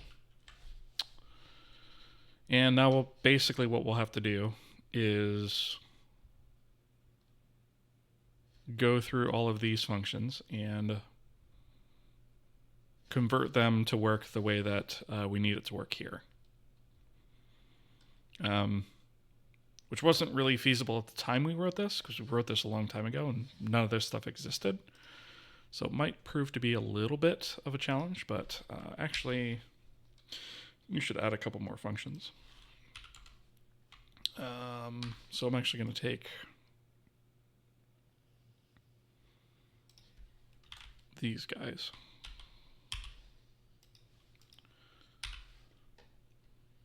And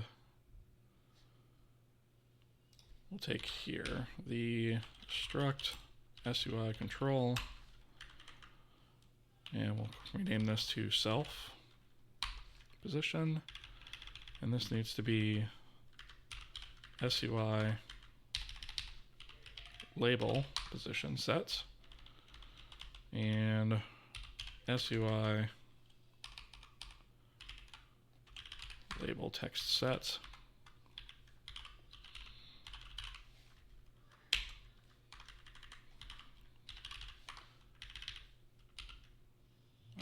Structs. Okay.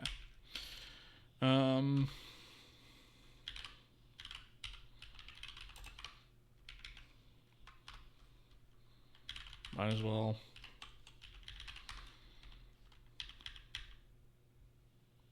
as well update the comments too.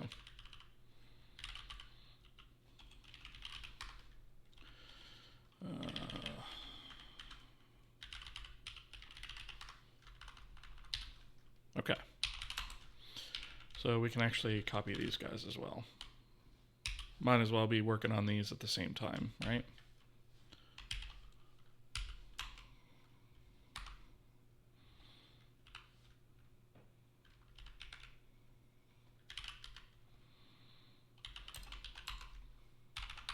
Right, so that's the position sets.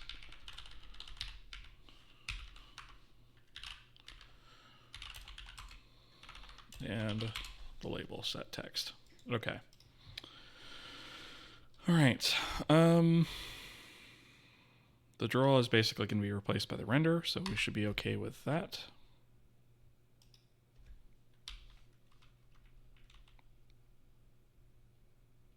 Okay.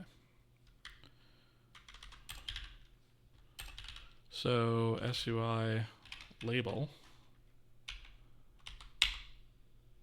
Basically what I'm going to do is I'm going to implement this in this file, and then I'm going to start splitting them up into separate files, right? I think that makes the most sense.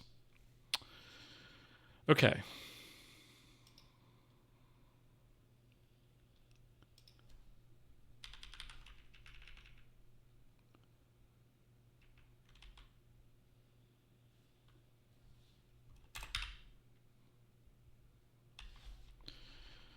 So we have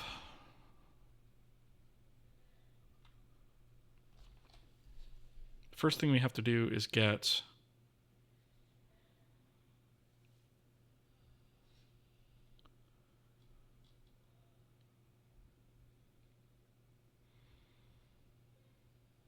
when we created the button,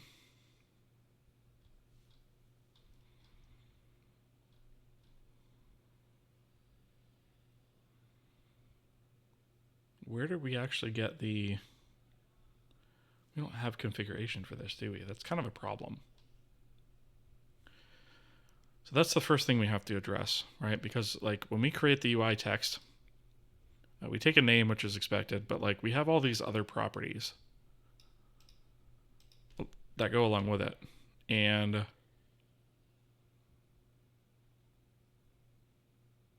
we don't have really a good way to sort of do that here. And actually, like, we're doing some hard-coded stuff like this, which isn't great either. So we actually probably need to refactor this a bit to take in some sort of configuration object, right? Like a structure configuration. And that would give us things like, you know, the font name, font size that we want to use with it, what type it is, just the ability to sort of be able to configure it, right? And then maybe we store a copy of that configuration with it. Maybe we don't. That's actually the first thing we're going to need before we can actually move on, because we actually have to have a way to take in these properties. So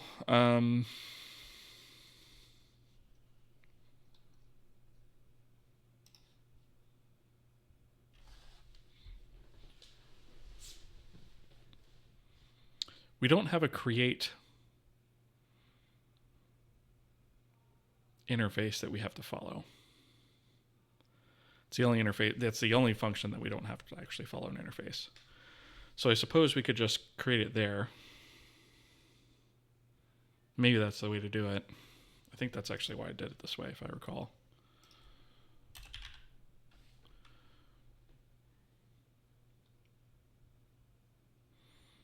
So like maybe we just add it here, right?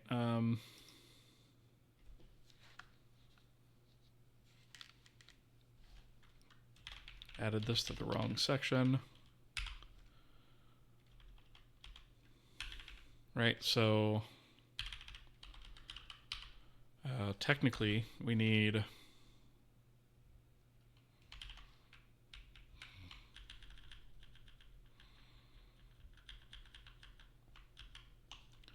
this label type to be external.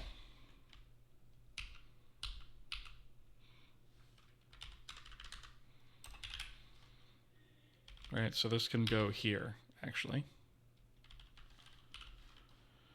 And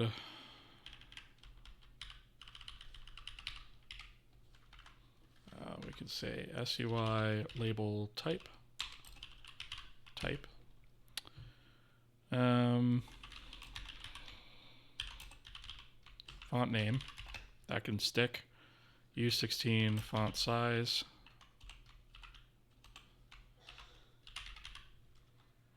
We can keep that as well. Let's see. What else do we have here? Text content. So I guess that would be called initial text content, maybe. Or maybe we just say text. Right? And maybe that's our create.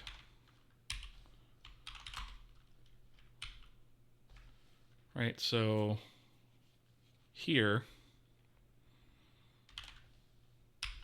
and paste that. Whoops.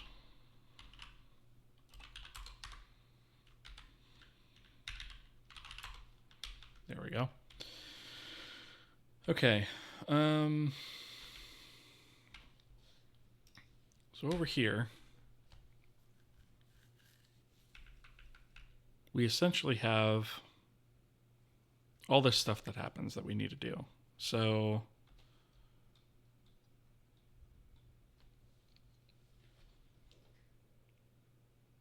why are we using the, why do we need the shader stuff here?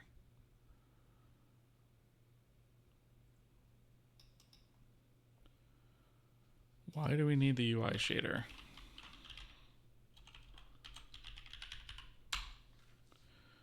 Instance resources acquire.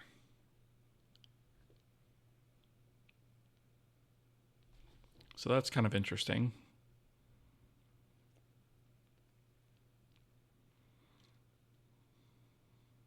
I wonder if we should just use that by default, but also provide something to override it.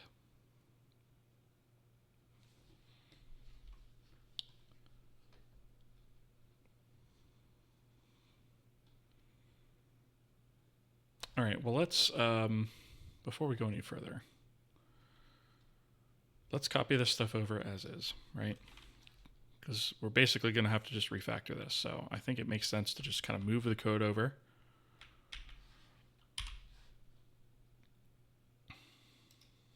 And so we're going to put all that stuff here.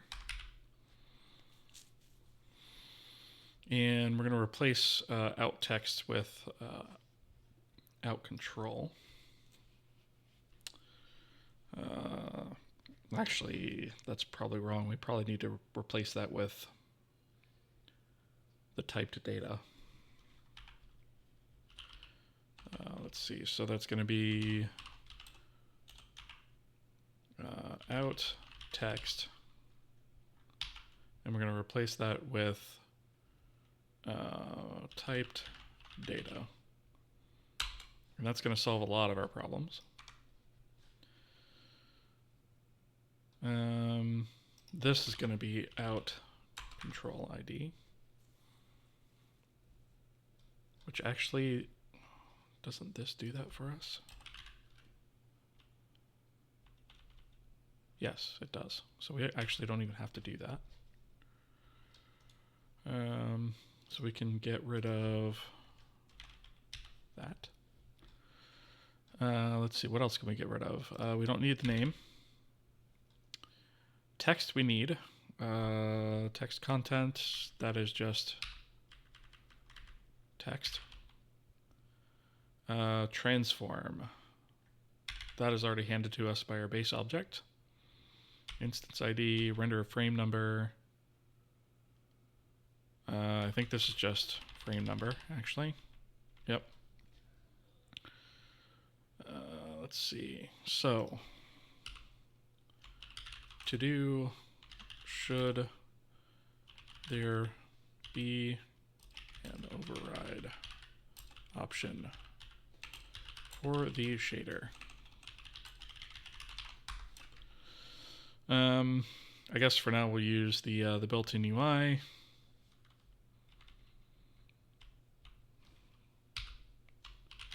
to do use renderers vertex buffer. In fact, we actually do need to do that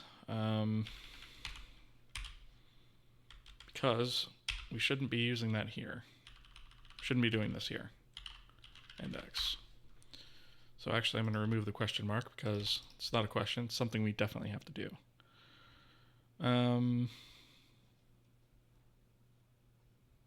I'm not going to bother fixing those errors because that's something we have to do.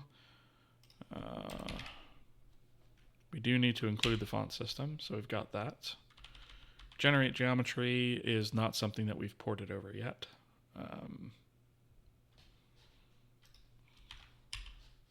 Guess I'll copy this over for now. And I'm going to say regenerate label geometry. And this is going to take SUI control self.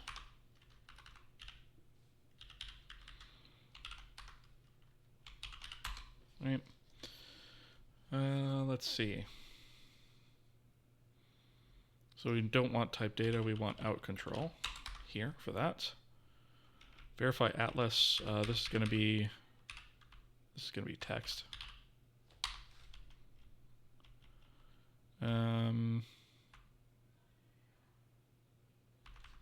This is generate label geometry. Okay. So this is like 90% of the way there.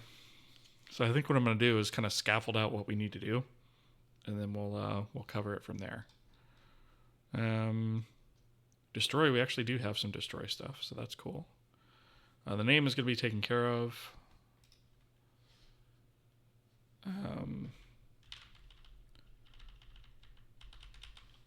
I am going to copy this stuff over, but again, some of it's going to be going away. So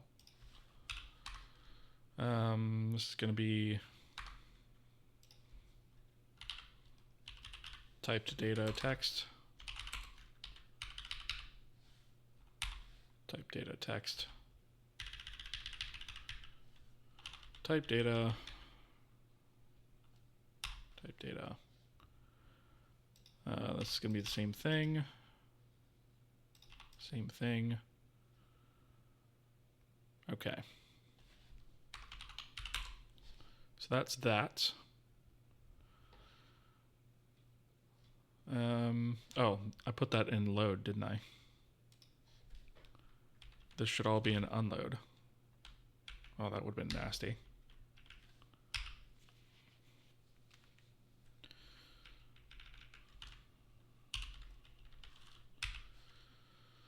Okay. So load is actually going to be...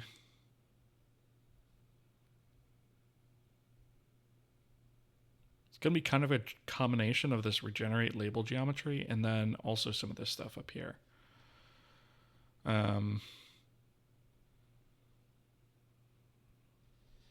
Like these things are going to go away completely. So really, like, to do this is part of load.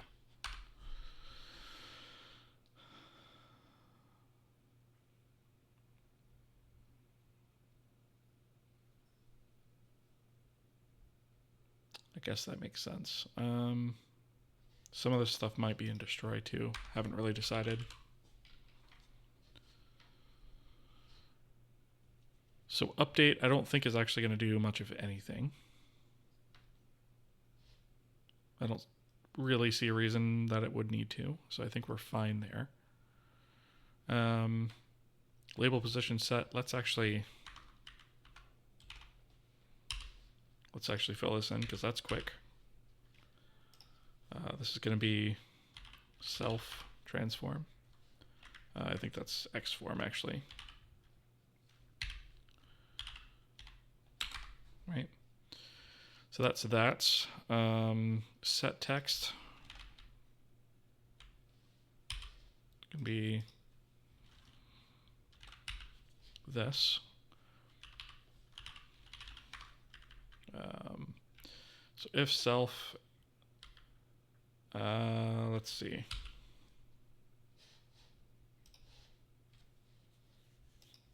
We also need type data, right?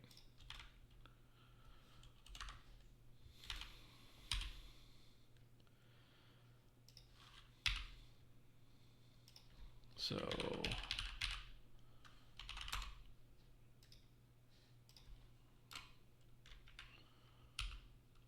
let's see. So if we set the text,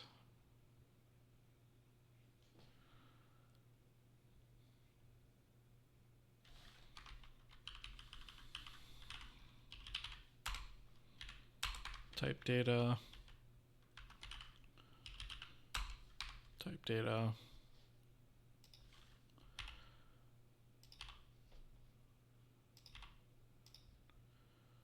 and then regenerate label geometry, self, right? So that's mostly going to be the same. In fact, actually, I don't think this is going to change at all from that, which is good. Let's see. So we should probably actually say if type data.text. All right, let's make sure that that exists before actually doing any of this. Okay, so that's the set text. Let's go ahead and grab the regenerate geometry.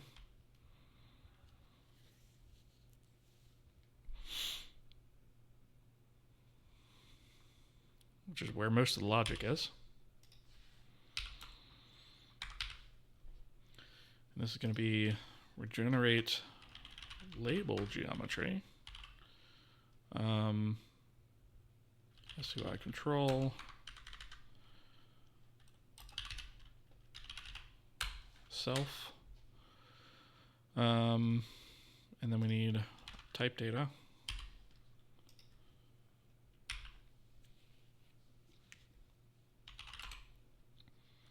And probably going to have to replace this in a bunch of places, but I don't want to just do it blindly. So for right now, I'm just going to fix all these errors and then come back to this stuff and fix it later. Because a lot of them actually do need to be fixed. And the stuff about the buffers we will handle. We're basically going to translate that into allocations and deallocations from the index and vertex buffers within the renderer. So we are going to be doing that, but it's sort of a separate step, right? Okay.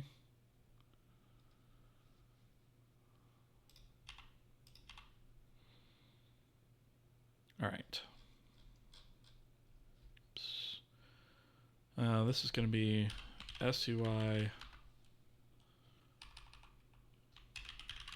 label type system. All right, so that is our regenerate geometry. Again, that should be mostly the same, except for the buffer stuff. So when we remove that, we'll have to fix the buffer stuff at the same time. And then in render, this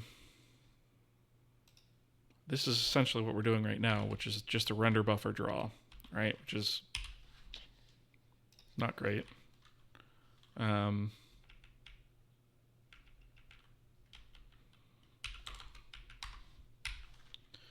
going to leave a note in here. Instead of this, need to create a geometry and a geometry render data and append to the list like the other controls do. Right, so this is internal data, oops, type data rather.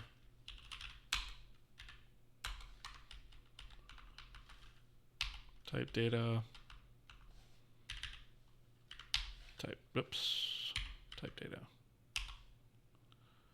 Okay.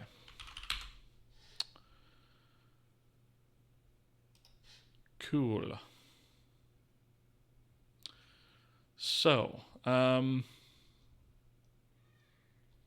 unfortunately for tonight, I don't think that I'm going to be able to actually get to this refactor, right? So I think we're actually going to wind up picking this up tomorrow night and doing it there instead. Like I said, I got a little bit of a late start tonight, had some technical issues. And due to the whole graphics crashing crap that keeps happening on here, I might be streaming from Windows tomorrow. We'll see. Because it's a little bit frustrating that it keeps crashing on me. It's very, very deeply unfortunate. But yeah, I think this is where I'm gonna draw it for now. So, let's see. Get status.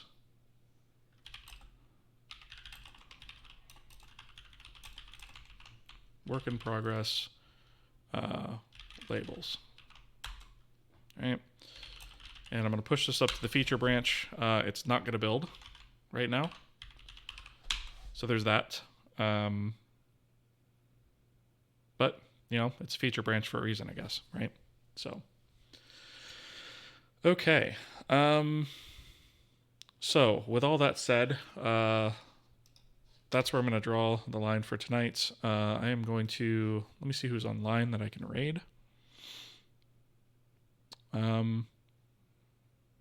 I probably am going to go ahead and raid Ferret Software tonight, just because it's a good cause. It's a ferret rescue, basically, that's being run by another game dev here on Twitch. And I think it's a really good cause.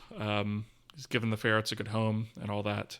And the ad revenue from this channel pays for the medical care for these ferrets, some of whom are in really tough shape and really need that care.